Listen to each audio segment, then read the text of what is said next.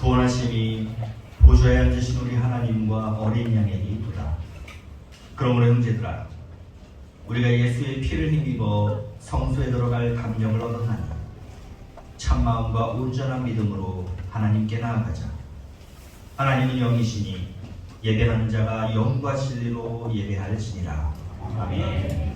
함께 사도신경 하심으로 우리의 신앙을 고백하겠습니다. 나는 전능하신 아버지 하나님 천지의 창조주를 믿습니다. 나는 그의 유일하신 아들 우리 주 예수 그리스도를 믿습니다.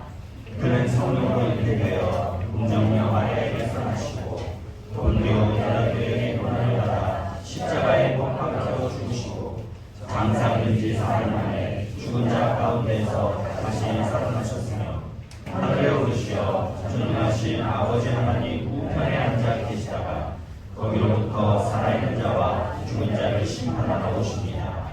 나는 성령을 믿으며 거룩한 공교회와 성도의 교제와 죄를 용서하는 것과 몸의 부활과 영생을 믿습니다. 아멘. 함께 찬양하시겠습니다.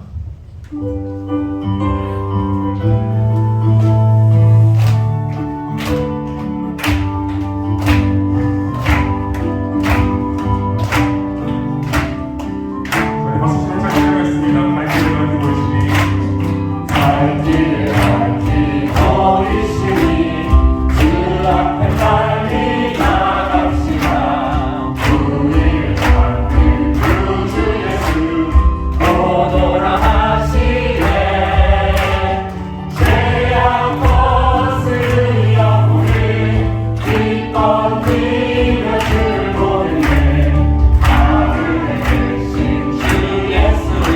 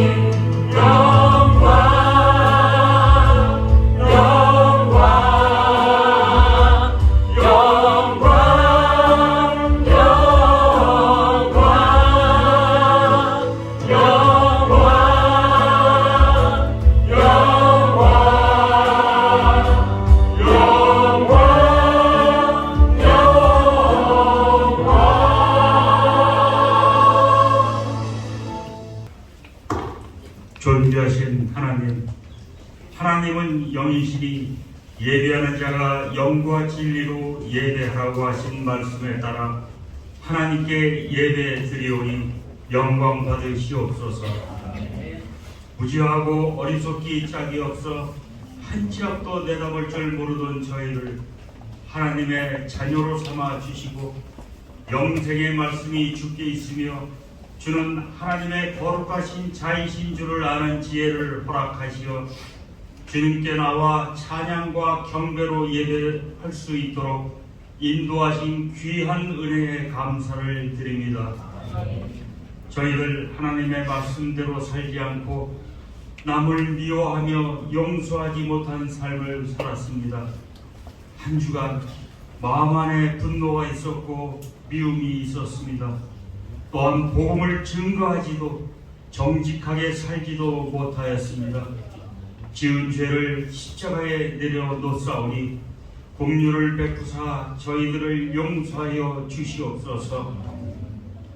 전 세계의 기상이변으로 홍수와 지진, 정치적 욕심에 의한 탄압과 전쟁 등 혼돈의 세상 속에서 이 땅을 긍휼히 여겨주시고 주님의 교회를 붙들어 주시옵소서.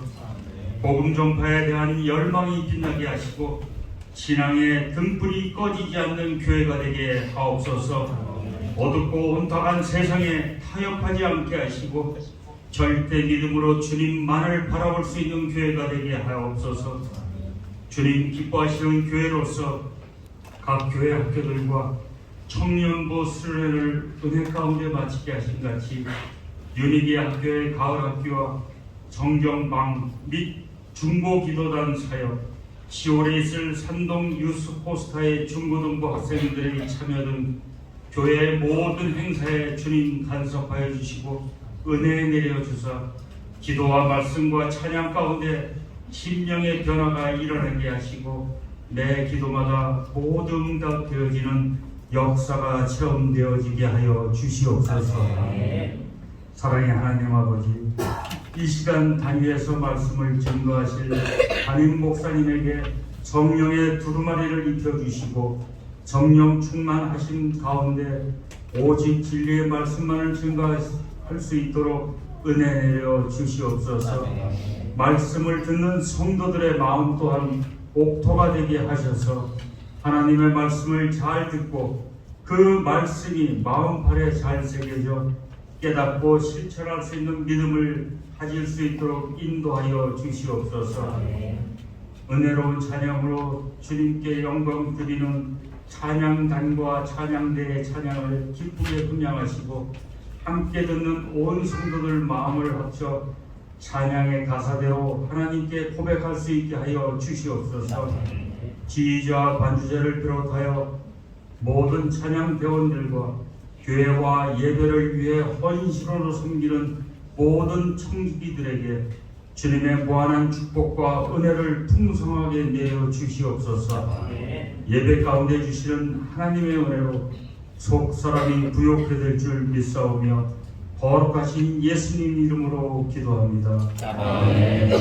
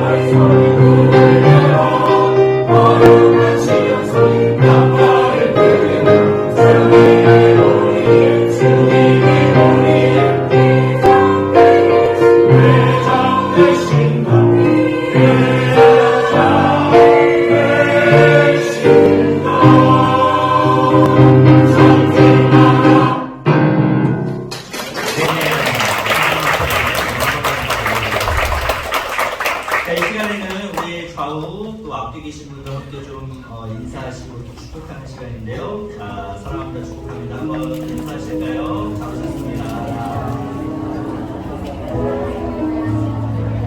혹시 오늘 우리 예배에 처음 나오신 분들 계신가요? 여행차 또 처음 나오신 잠깐 죄송하지만 잠깐만 일어나 주시면 저희가 예배 잡으겠습니다. 이따가는 깜짝 해주시고요. 우리 시간 함께 우리 세 분신 분들 축복하겠습니다. 당신은 하나님의 언약 안에 있는 축복의 공로 당신을 통하여서 열방이 주께 돌아오게 되리. 사랑합니다. 우리 교회 등록을 원하시면 오늘 예배 후에 여러분들에게 꽃을 드린 분들 잠깐 만나셔서 우리 교회 소식의 교회 안내를 좀 받아주시면 감사하겠습니다. 이 시간 우리 교회 소식 전해드리겠습니다. 주보를 참조해 주시기 바랍니다. 현재 우리 학교 식당에서 요리를 할 수가 없다라고 합니다. 그래서 오늘 식사가 없을 뻔했다가 김밥하고 국물하고 간단하게 우리 성도님들한테 식사의 교제를 나누실 수 있도록 준비가 되어 있으니까요. 돌아가지 마시고 이따가 예배 후에 1층에 내려가셔서 함께 식사의 교제 잘 나눠주시기 바랍니다. 중보기도단의 하반기 기도 사역이 시작되었습니다. 기도 요청하실 우리 성도님들께서는 우리 저 밖에 보시면 노란색 중보기도 카드가 있습니다. 여기 기도 제목을 작성을 하시고 우리 중보기도 단원이나 아니면은 우리 그 중보기도 함이 있습니다. 그 우편함에 기도함에 그 중보기도 카드를 제출해 주시면 됩니다. 9월 정기 재직회가 9월 24일 다음 주일 오후 2시에 충중청에서 진행됩니다. 재직들께서는 모두 참석해 주시기 바랍니다. 청년부 여름 수련회가 하나님의 은혜 가운데 잘 마쳤습니다. 후원해 주시고 또 기도해 주신 성도님들께도 감사드립니다. 2023 산동 유스포스타가 10월 2일부터 4일까지 다원화 사회에서의 주 되심이라고 하는 주제로 진행이 됩니다. 잠깐 동영상 하나 보시겠습니다.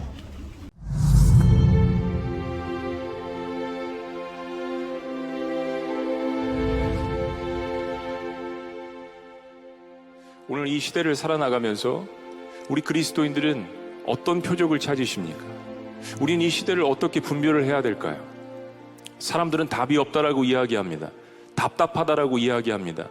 내일에 대한 두려움이 팽배해 있습니다. 그러는 가운데서 우리 그리스도인들은 어떻게 시대를 분별해야 될까요? 근데 왜 이렇게 힘이 없죠? 왜 사명 앞에서 그렇게 두렵고 떨리는 거죠?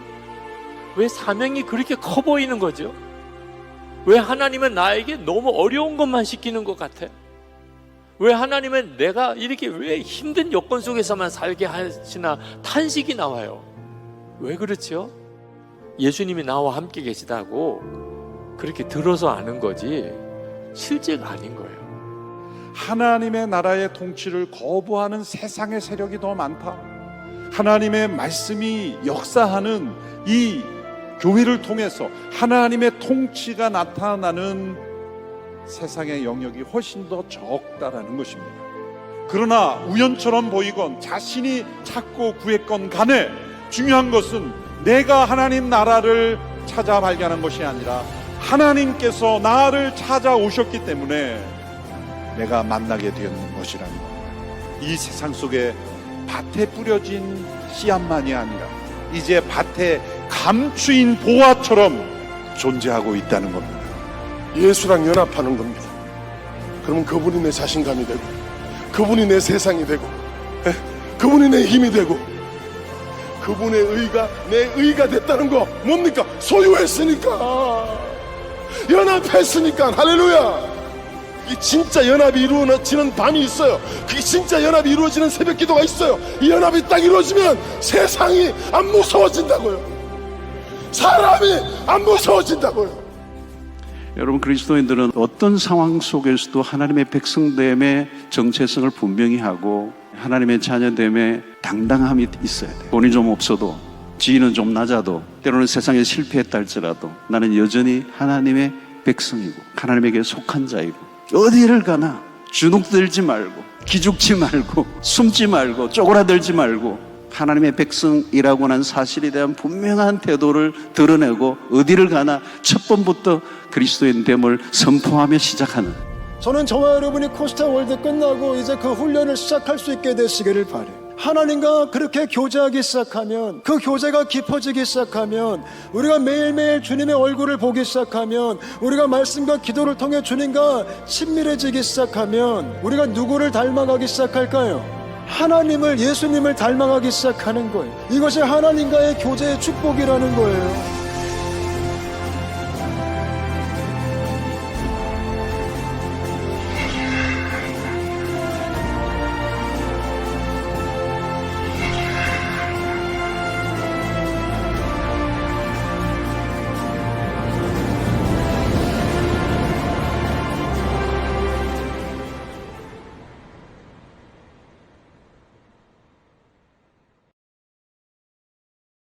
코스타를 우리가 진행을 해야 되느냐 말아야 되느냐에 대한 고민이 굉장히 많았어요. 왜냐하면 우리 총괄님 교회 성도님들은 예전에 하이홀로 그 예배당이 있을 때뭐 매년마다 코스타가 열리니까 이거 매년마다 하는 거구나 아마 이런 생각을 하셨을 거예요. 근데 이것이 아무 데서나 할 수 있는 것이 아니고 허가된 장소 그리고 허가된 예배당이 있어야만 거기서 우리가 진행을 할 수 있는 겁니다.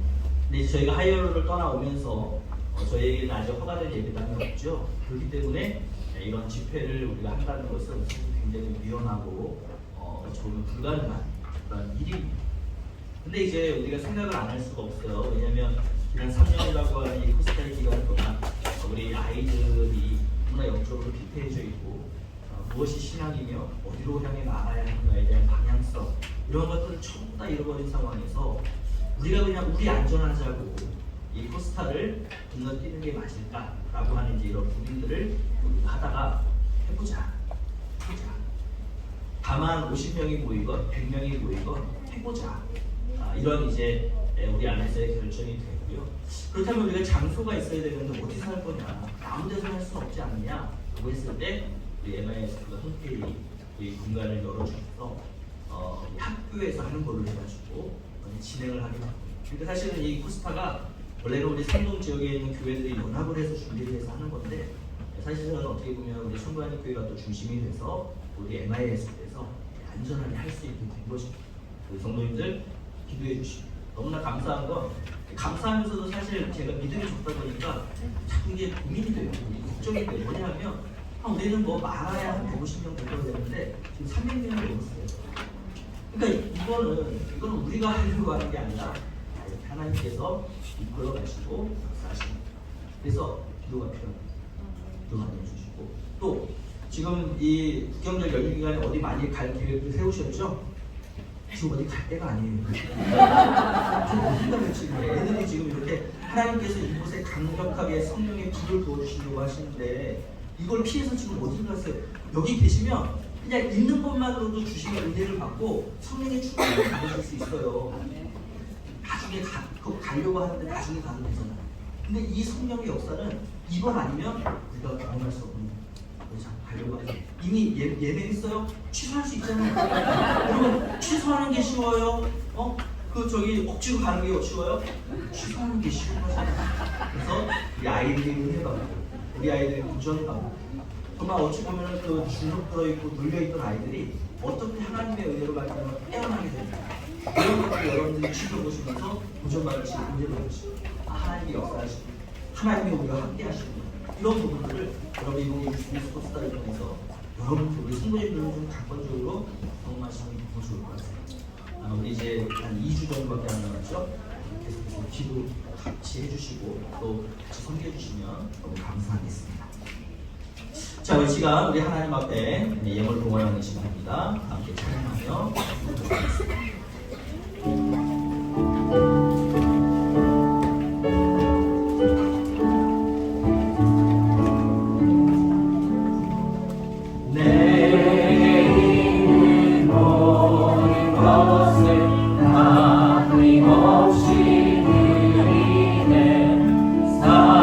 사랑하고 의지하며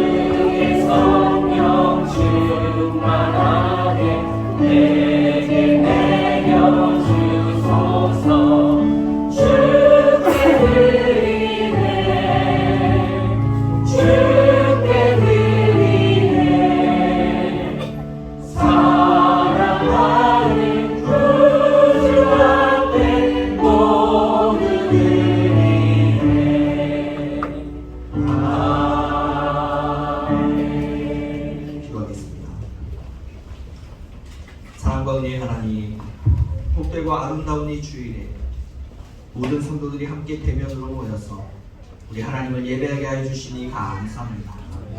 무더웠던 여름을 보내고 이 시원한 가을을 맞이하며 하나님은 이렇게 심하다 때마다 우리에게 가장 아름답고 좋은 것으로 주시는 분이심을 또다시 깨닫게 하여 주심에 감사합니다. 지난 날을 또한 되돌아볼 때 우리의 우리됨이 하나님의 전적인 은혜였던 것과 또 우리의 모든 삶이 우리 하나님께로부터 말미암았으며 하나님만이 우리의 생명과 안전과 행복을 보장해 주심을 믿습니다. 이러한 감사와 믿음의 고백으로 이 시간 하나님의 것을 하나님의 것으로 구별하여 11조 감사 선교 등 다양한 형태로 드립니다. 주님의 나라와 복음을 위하여 정성을 다해 바치는 이 예물을 기쁘게 받아 주시옵고 하늘의 문을 여시고 충만한 은혜와 복으로 우리를 채워 주시옵소서. 하나님 아버지, 인생의 광야길을 만나 힘든 여정을 걸어가고 있는 우리 성도들이 있습니다.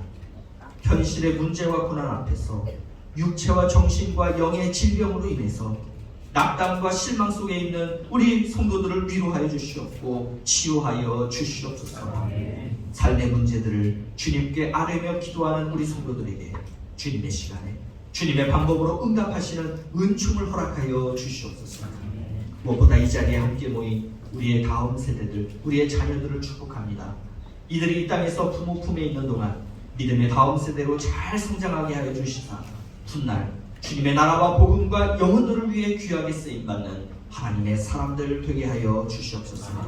이 시간 주님의 말씀을 엽니다. 이 설교 말씀 가운데 기름 부어주사 이 말씀이 우리의 능력이 되게 하여 주시고 말씀에 순종할 때 맺게 하여 주시는 그 귀한 결실들을 맛보며 이 땅 가운데에서 승리하는 삶을 살아가는 주의 권속들 되게 하여 주시옵소서. 오늘도 말씀을 통해 역사하신 우리 하나님께 감사와 영광을 올려드리오며 이 모든 말씀 우리 구주 예수 그리스도의 이름으로 기도하옵나이다. 아멘.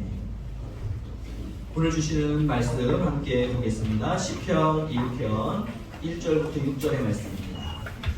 시편 1편 1절부터 6절의 말씀.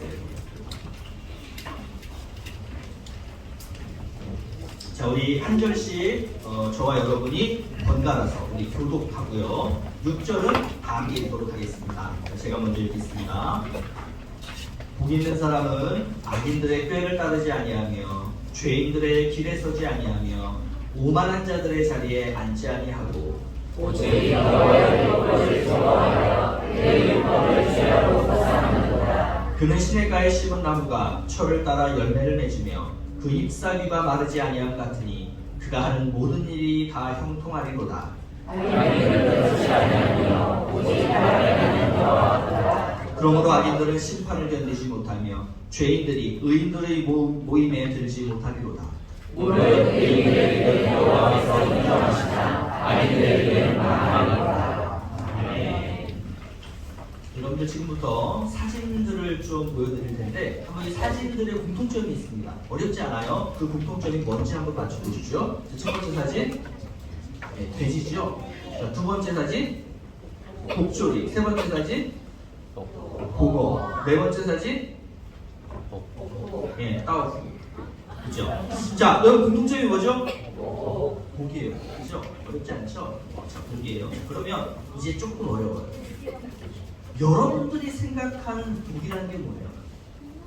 여러분들이 나 복 받고 싶어요. 나한테 복 좀 주세요. 내가 너한테 복 줄게. 자, 이렇게 복이라고 할 때 여러분이 생각하는 복이란 뭐길래 그걸 받고 싶기도 하고 또 누군가에게 주고 싶기도 하고. 여러분 복이 뭡니까? 내가 생각하는 복은 이거예요. 내가 이렇게 된다면 나는 복 받는 사람이다. 복 있는 사람이다. 자, 그 복이 뭡니까? 이제부터 제가 한 사람의 이야기를 들려드릴 거예요. 한번 여러분들이 이 이야기를 쭉 들으시면서 이 사람 복 있는 사람이네 라고 생각이 되면 제가 질문을 드렸을 때 한번 손을 들어주시고요. 소신껏 손을 드세요. 틀린 거 없어요. 소신껏 손을 드시면 됩니다. 질문을 여러 번 할 거니까 뭐 이렇게 자꾸 물어 그러면서 귀찮아하지 마시고 잘 좀 이렇게 들어주세요. 한번. 자, 먼저 말씀을 드리면 이 인물은 실존 인물은 아니에요. 네, 창작된 인물입니다. 자, 이 사람은요. 부모님이 인류대학을 다 나오신 분들이세요. 그래서 아버지는 대기업에서 굉장히 높은 위치에 있는 분이시고 어머니는 음대 교수님이십니다. 자, 이 사람은 복 있는 사람인가요? 복 없는 사람인가요? 제가 손들어 이렇게 하지 않아도 그냥 여러분들이 복 있어요, 복 없어요 그러면 드시면 돼요. 복이 있는 사람입니까? 아직은 잘 모르겠어요. 자, 이 사람은요 어렸을 때부터 천재라고 하는 소리를 듣고 자랐어요. 자, 이 사람은 어떤 천재였냐면 책을 이렇게 읽잖아요. 그럼 딱 그 책의 페이지 숫자와 책에 있는 그 내용들이 그대로 머리에 사진처럼 찍히는 그런 천재입니다. 그래서 뭐 이렇게 노력을 굳이 하지 않아도 학교에서 준 책 이렇게 보고 그리고 시험 보면 늘 다 맞는 거예요. 왜? 머릿속에 책이 다 있으니까. 그런 천재예요. 이 사람은 복 있는 사람인가요? 나한테 없으니까 복이지 뭐. 그렇죠? 그런데 이 사람에게는 한 가지 병이 있었어요. 어떤 병이었냐면 엘로스 단로스 증후군이라고 하는 병이에요. 이 엘로스 단로스 증후군이 뭐냐면 피부 조직이 너무 약해가지고 이것이 조금만 어디에 부딪혀도 살이 그냥 찢어집니다. 그리고 어디에 살짝만 이렇게 톡 부딪혀도 금방 멍이 들어버려요. 근데 이 병은 치료법이 없다는 거예요. 치료할 수 있는 약이 없다는 거예요. 그리고 이 병에 걸리면 사람은 일찍 죽는다라고 합니다. 그래서 병원에서는 이 아이가 20살을 넘기지 못하고 죽을 것이다. 이런 판정을 이미 받은 거예요. 자, 그럼 이 사람은 복 있는 사람이에요? 아까 뭐 때문에. 자, 하루는 한 의료 연구팀에서 연락이 왔어요. 엘로스 단로스 증후군을 연구하고 있는데 치료법을 지금 개발 중이고 약 99%가 완성이 됐다는 거예요. 이제 나머지 1%, 즉 임상실험만 하면 되는데 이 아들을 임상실험할 수 있도록 우리에게 맡겨주시면 우리가 무상으로 이 아들을 치료해 주겠다라고 한 거예요. 그리고 정말로 이 사람의 병이 이 연구팀과의 임상실험에서 치료가 됐어요. 자, 이 사람 복 있는 사람이에요? 아까 못했네. 자, 이 사람은 이렇게 병을 치료받고서는 건강한 몸으로 이제는 늙어 죽을 때까지 살 수 있게 된 거예요. 근데 이 아이가 전에 병에 걸렸을 때는 어땠겠어요? 내가 20살까지밖에 살지 못하니까 그 병 때문에 제대로 활동하지도 못하고 또 친구들을 사귀어봐야 내가 뭐 금방 죽을 텐데 그래서 친구들도 사귀지 않고 늘 자신이 죽을 날만 기다렸던 거예요. 그렇지만 이 사람의 마음은 되게 착했어요. 그래서 나쁜 짓을 하고 그러진 않았던 사람이에요. 자, 근데 이제 달라졌죠? 근데 이제 내가 계속해서 살 수 있다. 나 이제 20살이 돼도 죽지 않아. 이러한 어떤 것과 자신이 가지고 있었던 그 엄청난 천재성, 이것 때문에 이제는 자신감에 넘쳐서 살게 된 거예요. 그러면서 수많은 사람들을 사귀게 됩니다. 자기를 좋아하는 사람들이 너무 많은 거예요. 자, 그런데 이 사람의 마음이 조금씩 변하기 시작했습니다. 자신의 천재성을 어디에 이용을 하느냐? 범죄에 이용하기 시작했습니다. 그래서 자신이 사귄 사람들, 자신을 좋아하는 사람들을 대상으로 사기를 칩니다. 그리고 그 결과 많은 사람들의 신고로 이 사람은 사기죄로 법정에 서게 되는데 징역 20년을 판결을 받았습니다. 이 사람은 복 있는 사람인가요? 아까 이때 자, 이 사람은 이렇게 교도소에 있는 동안 다시 한번 자신의 인생을 되돌아봅니다. 그리고 자신이 어떠한 삶을 살아왔는지를 생각을 합니다. 그러면서 자신의 죄를 뉘우치고 그리고 그 감옥 안에서 굉장히 모범적인 생활을 하게 됩니다. 그리고 이제 부모님을 통해서 자신이 사기쳤던 사람들에게 그 내가 사기친 만큼의 돈을 부모님들이 좀 갚아주시도록 이렇게 부모님들께 부탁을 드립니다.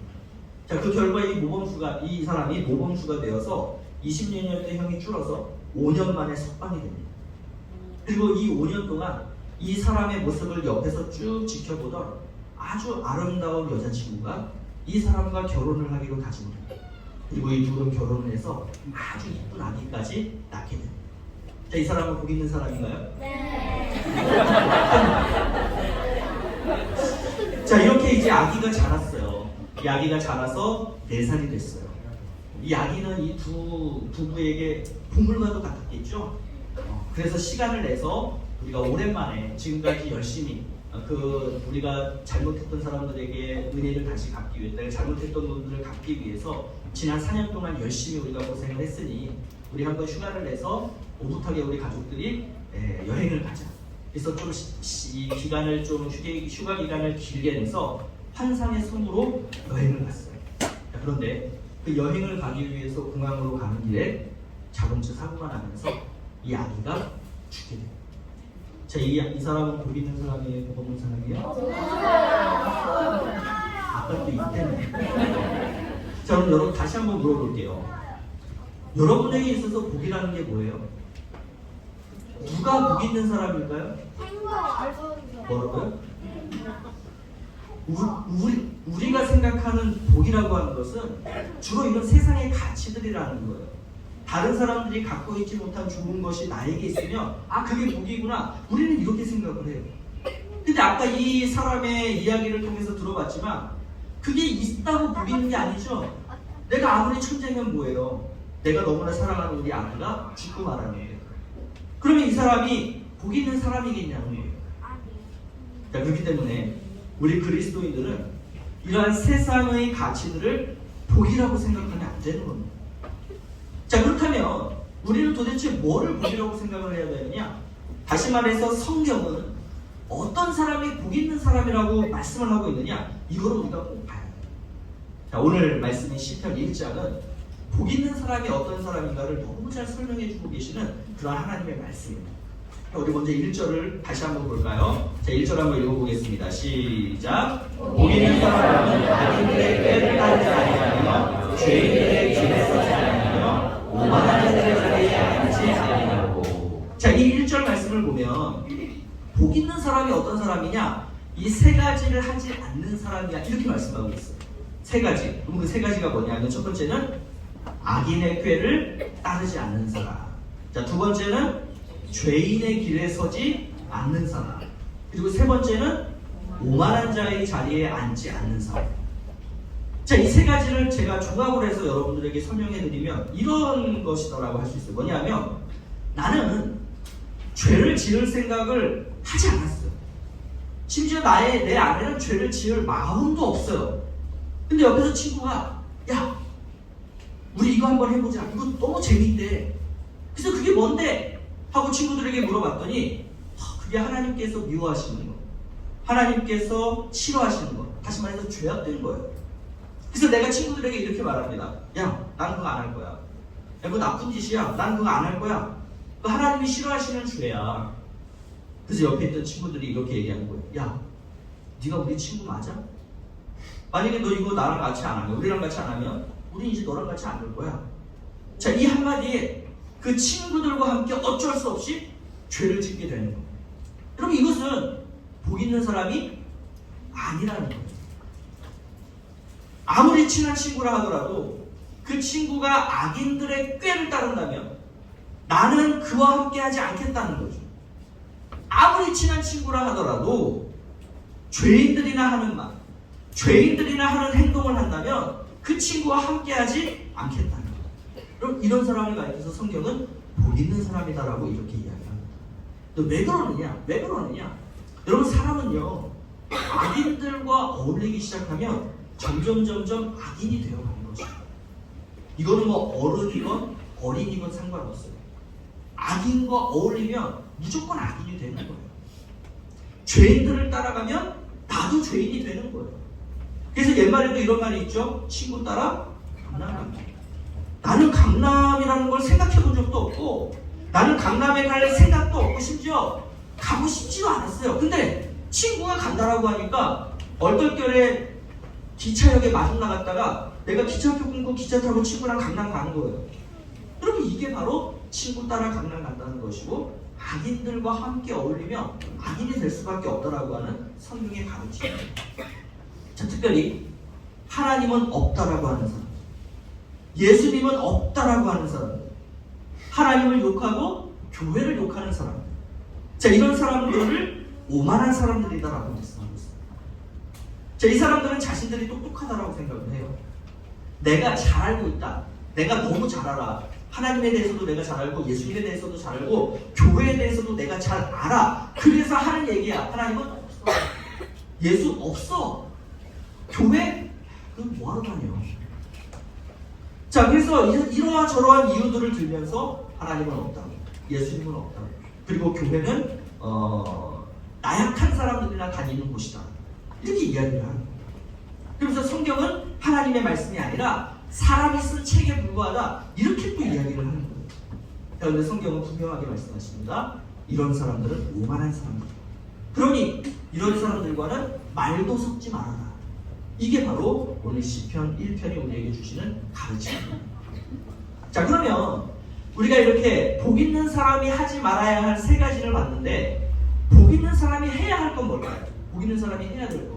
자, 그게 바로 2절인데 2절도 같이 읽겠습니다. 자, 괄호는 빼고요. 자, 시작. 오직 여호와의 율법을 즐거워하여 그의 율법을 지키고 묵상하는 자라. 아멘. 그러니까 복 있는 사람은 여호와 하나님의 율법을 즐거워해서 율법을 주야로 묵상하는 사람입니다. 자, 이 여호와의 율법이 뭐겠어요? 여러분, 오늘날 우리가 가지고 있는 성경, 하나님의 말씀. 자, 성경을 즐거워한다는 의미가 뭐냐면 이런 의미예요. 성경을 내가 큰 소리로 막 이렇게 읽는다. 이게 여기서 즐거워한다라고 하는 말 속에 담겨져 있는 의미예요. 그래서 이걸 오늘날 우리가 하고 있는 걸로 표현을 해보면 이겁니다. 여러분들 날마다 성경으로 큐티하고 있죠? 그죠? 그게 여호와의 율법을 즐거워한다라고 하는 말의 표현입니다. 여러분, 큐티책, 매일 성경을 가지고 열심히 묵상하고 있잖아요. 우리 어린이부도 그렇고 우리 중고등부도 그렇고 우리 어른들도 그렇고 열심히 이 묵상을 하시는데, 그러면 여러분들은 이렇게 매일마다 그 큐티책을 가지고 묵상을 하실 때 여러분 기쁨이 있나요? 즐겁나요? 여기서 이제 즐겁다라고 한다면 이제 거짓말일 수 있죠. 그렇죠? 솔직하게 이거 즐겁진 않죠. 그냥 어찌 보면 약간 좀 억지로 의무감으로 이렇게 좀 하고 있지 않습니까? 다 알면서 그래요.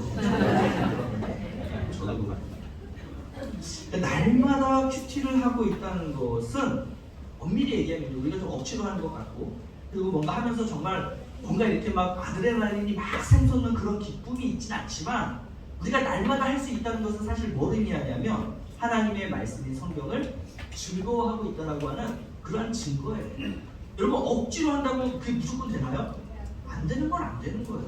근데 억지로지만 내가 하나님의 말씀을 매일마다 큐티책을 가지고 하고 있다? 여러분이 지금 이 시편 1편 2절 말씀처럼 그 여호와의 율법을 즐거워하고 있다는 거예요.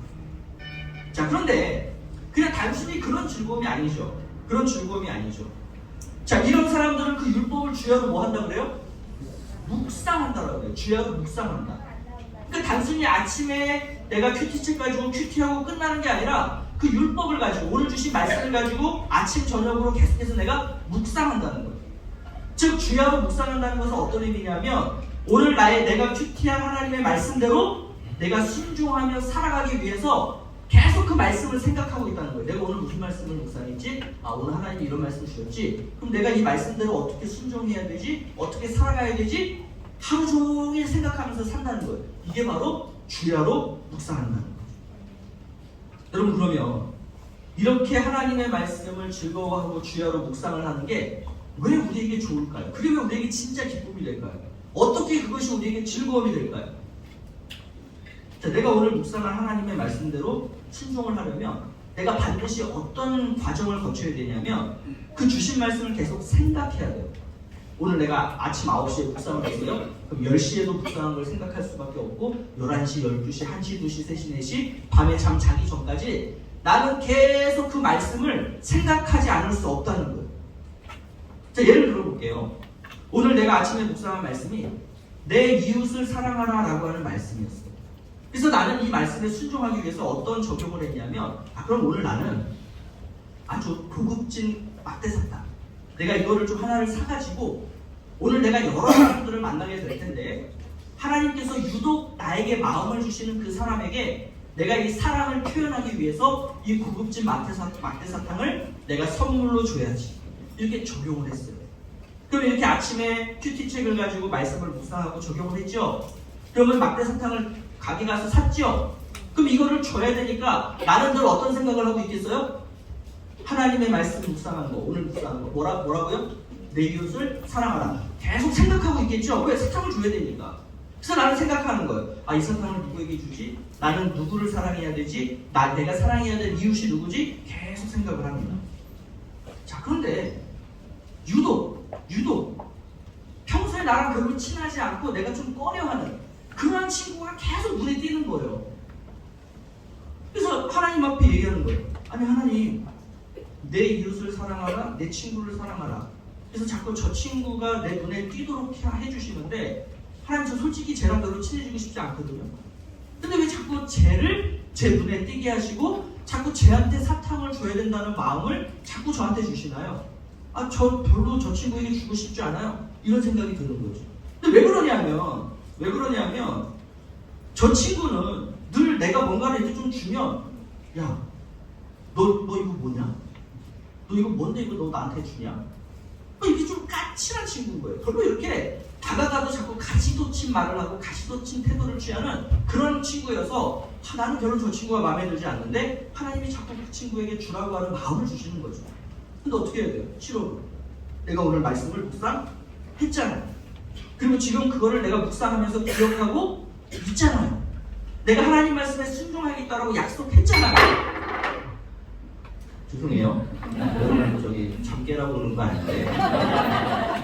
자, 그래서 주고 싶지 않지만 하나님이 주시라고 하시니 순종하는 마음으로 내가 이 사탕을 그 친구에게 건네주면, 그런데 놀라운 일이 벌어지는 거예요.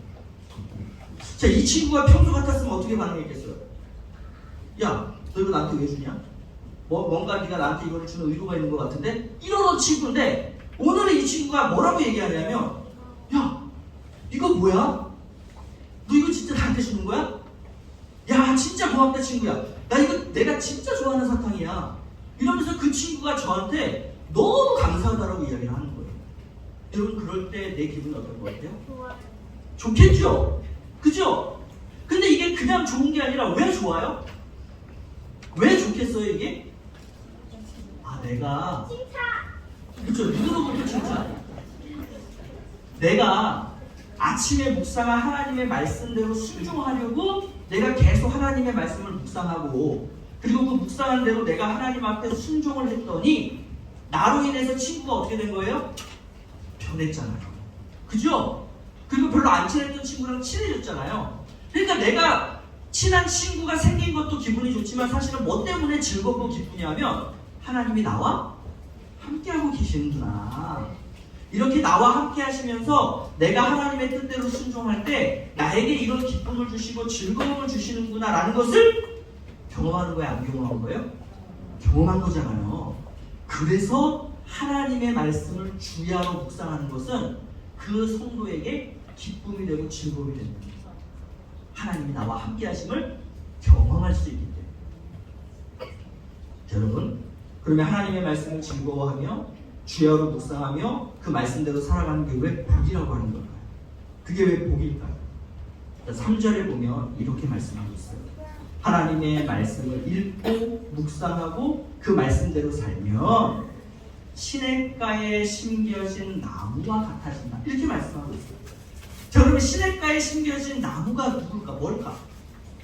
여러분, 시냇가에 심겨진 나무가 의미하는 것은 이런 거예요. 뭐냐면 뿌리가, 이 나무의 뿌리가 그 물을 찾기 위해서 깊이 내려가서 그 물이 그리고 영양분이 충분한 그곳에 뿌리를 깊이 내려가는 거예요. 자, 그러면 이렇게 뿌리가 깊어지면 홍수가 나고 그리고 아무리 태풍, 바람이 불어도 이 나무는 뽑히지 않죠. 반면에 태풍이 지나갈 때 뿌리가 얕은 나무들은 아무리 겉으로 볼 때는 엄청 커도요, 그게 픽 하면 쓰러지고 나는 거예요. 다 그냥 뽑혀버리는 거예요. 자, 그리고 늘 풍부한 물과 영양분을 공급받기 때문에 이 나무에게는 뭐가 맺히냐면 풍성한 열매가 맺혀요. 풍성한 열매. 자, 하나님의 말씀대로 우리가 산다는 것은요, 하나님께서 기뻐하시는 많은 열매들을 맺는 삶을 산다라고 성경은 말씀하고 있죠. 그래서 갈라디아서 5장 말씀에 보면 하나님께서 우리의 삶에 맺게 하시는 그 열매들이 뭔가를 말씀해주고 계신데, 우리 다 함께 한번 보죠. 갈라디아서 5장 22절 23절입니다. 자, 다 함께 시작. 그러나 승리의 열매는 사랑과 기쁨과 평화와 오래 참음과 자비와 착함과 성실과 온유와 절제입니다. 이런 것들을 금지할 율법이 없습니다.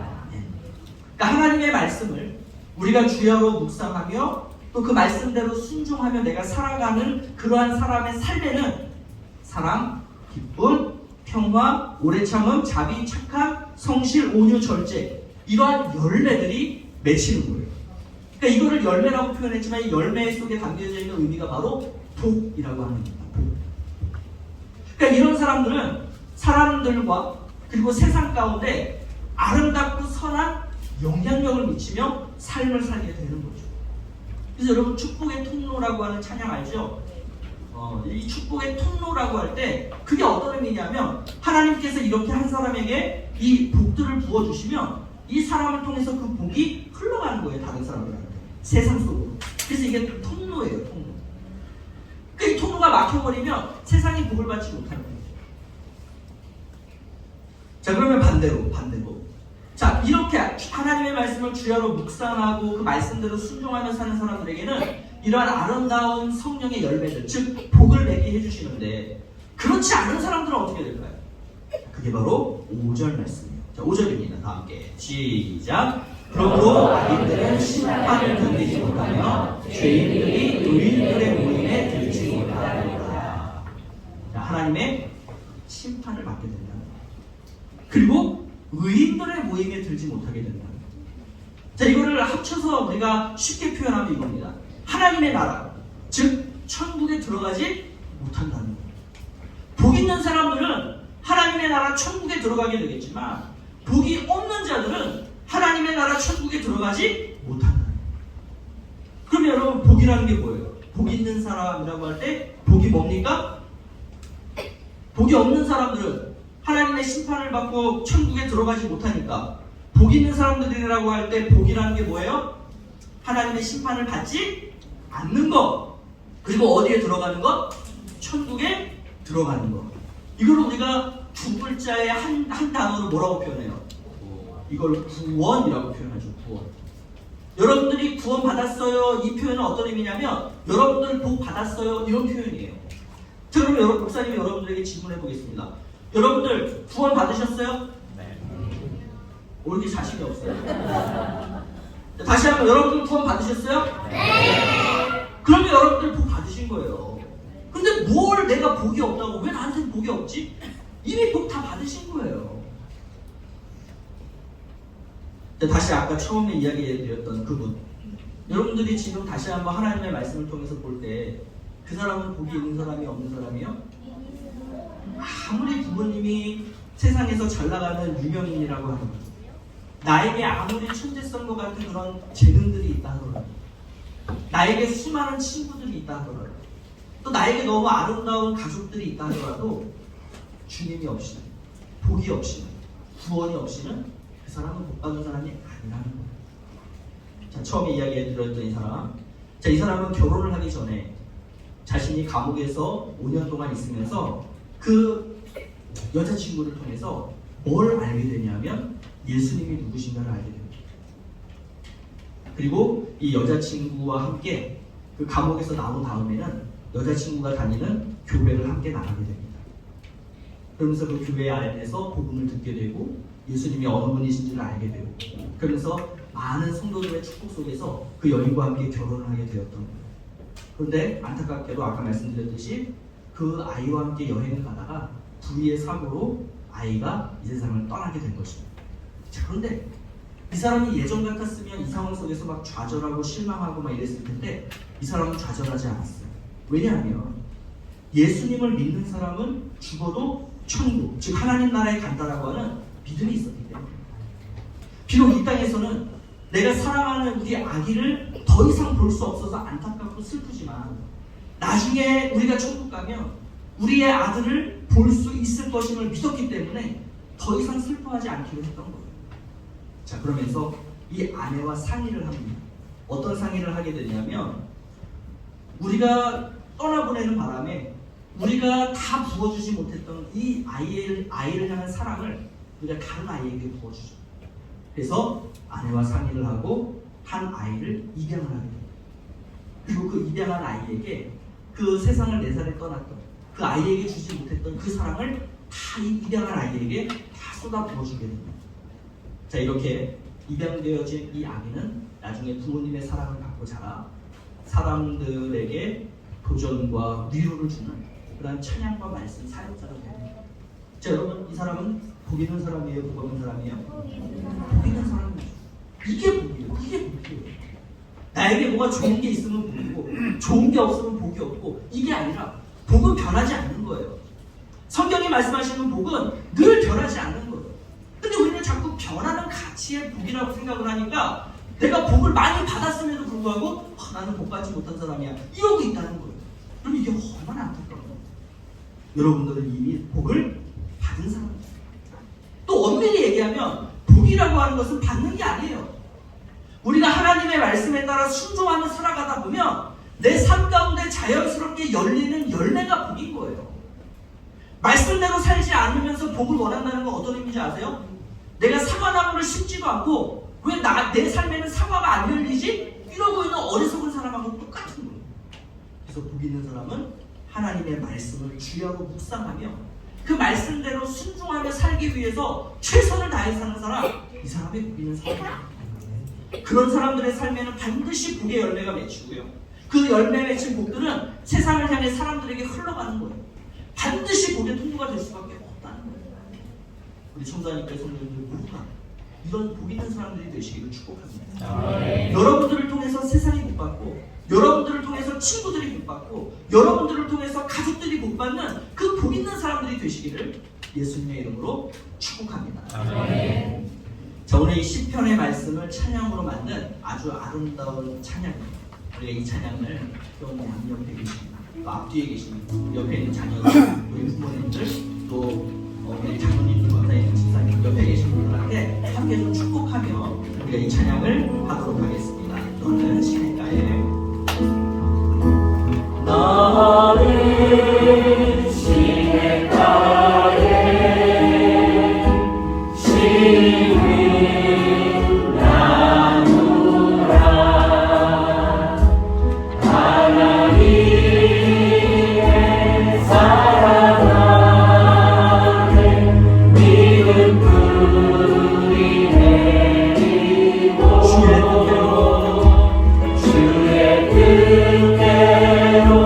주의 뜻대로 항상 사세요.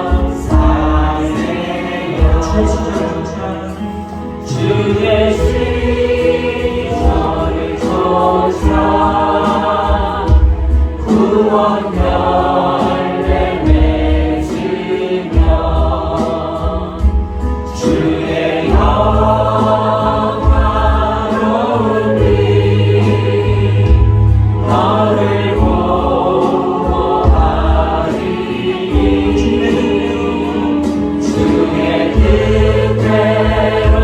주의 뜻대로 항상 다시 한번 주의 뜻대로 항상 사세요. 기도하겠습니다. 하나님 아버지, 우리가 이 세상에 살아가면서 모든 사람들이 복받기를 원하는데 우리가 생각하는 복은 늘 변하는 그러한 복이다 보니 어떤 때는 그것을 받고도 기쁘지만 어떤 때는 그 복이 있음에도 불구하고 내가 복받지 못했다라고 생각하며 살아갈 때가 얼마나 많은지, 이러한 우리들의 어리석음을 불쌍히 여겨주시옵고 용서하여 주시옵소서. 이제는 참된 복을 추구하기를 원합니다. 참된 복을 누리며 살아가기를 원합니다. 이미 그 복은 우리에게 주어졌다라고 성경은 말씀하고 있습니다. 그것을 우리가 복이라고 생각하지 않기 때문에 우리가 기뻐하지 못하고 또 즐거워하지 못하는 것인데, 이제는 우리가 날마다 하나님의 말씀을 주야로 묵상하며 그 말씀대로 순종하며 살아가기 위해서 우리가 최선을 다하다 보면 나와 함께 하시는 하나님, 내 삶 가운데 임마누엘 하시는 그 하나님을 경험하게 될 것이고, 그 경험 자체가 우리에게는 복이 되는 줄로 믿습니다. 구원받은 자들만이 하나님께서 임마누엘 하시기 때문에 그 임마누엘 자체가, 우리와 하나님이 함께 하신다는 것 자체가 우리에게는 놀라운 복이 되는 줄로 믿습니다. 그렇게 이 땅에 사는 동안 우리가 그 하나님의 복을 누리며 살아가게 하시고, 우리의 삶 가운데 하나님의 그 아름다운 열매들, 복의 열매들이 맺힐 때 그것을 세상에 흘려보내줌으로 말미암아 이 땅 가운데 선하고 거룩한 영향력을 미치는 하나님 나라의 귀하고 복된 자녀들, 또 시냇가에 심은 나무들이 될 수 있도록 역사하여 주시옵소서. 이제는 우리 구주 예수 그리스도의 은혜와 하나님 아버지의 그 크신 사랑과 성령 하나님의 감화감동 교통 충만케 하시는 그 놀라운 은총, 하나님의 말씀을 주야로 묵상하며 그 말씀 가운데 순종하며 그렇게 이 땅 가운데 선하고 거룩한 영향력을 나타내는 복의 통로가 되겠다라고 결단하며 다짐하며 이 자리를 떠나는 주의 거룩한 백성들 위해, 저들의 가정 위에, 저들의 생업의 현장 위에, 그리고 우리 총괄의 교회 위에 이제로부터 영원토록 함께 있을지어다. 아멘.